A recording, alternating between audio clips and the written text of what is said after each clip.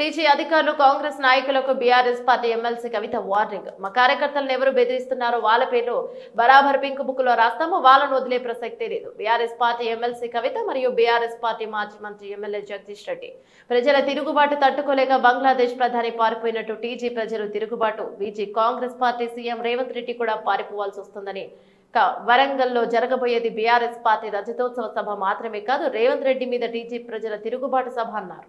మాట్లాడుకుంటా అన్నారు, అక్క ఫోన్లు చేసి బెదిరిస్తున్నారని చెప్పి.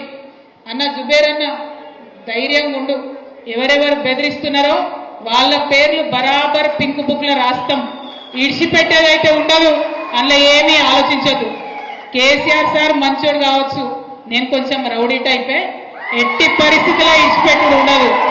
ఇక్కడికి బాన్స్వాడలో మిమ్మల్ని సతాయించి మిమ్మల్ని పోలీస్ స్టేషన్ కి ఈడ్చినటువంటి ఏ ఒక్కరిని కూడా నేను మాత్రం క్షమించే అవకాశమే ఉండదు. పింక్ బుక్ బరాబర్ పెడతాం, అందులో పేర్లు రాస్తాం. అది అధికారులు కావచ్చు, నాయకులు కావచ్చు, ఎవరిని కూడా వదిలిపెట్టాం. ఎందుకంటే మనం అధికారంలో ఉన్నప్పుడు అరాచకం చేయలేదు, ప్రజలకు మంచి చేసినాం, అభివృద్ధి చేసినాం. ఇవాళ మీరు పార్టీ మారినంత మాత్రాన ఈ గులాబీ కండువానేదో గదరించి పెడదాం, భయపెట్టించి పెడదాం అనుకుంటే మీ తాట సప్పులకు భయపడేవాళ్ళు ఎవరు లేరు. మీ తాత, మీ ముత్త, మీ జేజమ్మ దిగొచ్చినా కూడా భయపడేటోళ్ళు ఎవరు లేరన్న విషయాన్ని మీ అందరికి కూడా సభాముఖంగా నేను తెలియజేస్తా ఉన్నాను.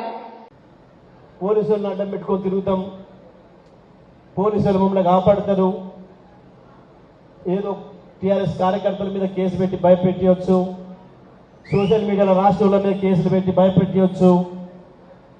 అది ఒక పిచ్చి భ్రమంలో ఉన్నారు.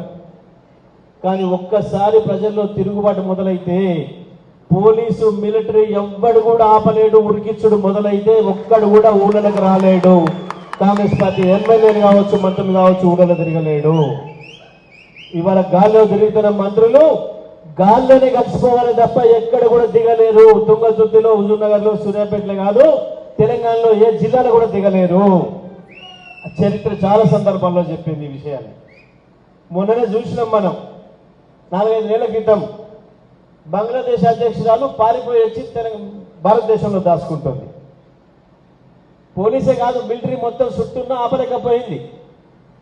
ప్రజలు తిరుగుబాటు మొదలైంది. అగో ఇవాళ ప్రజలు మా తిరుగుబాటుకు సూచనగా వరంగల్కు చేరాలి, కేసీఆర్ దగ్గరికి చేరాలి అన్న పద్ధతిలో ఉన్నది ఇవాళ తెలంగాణ ప్రజలు ఆలోచిస్తున్నారు.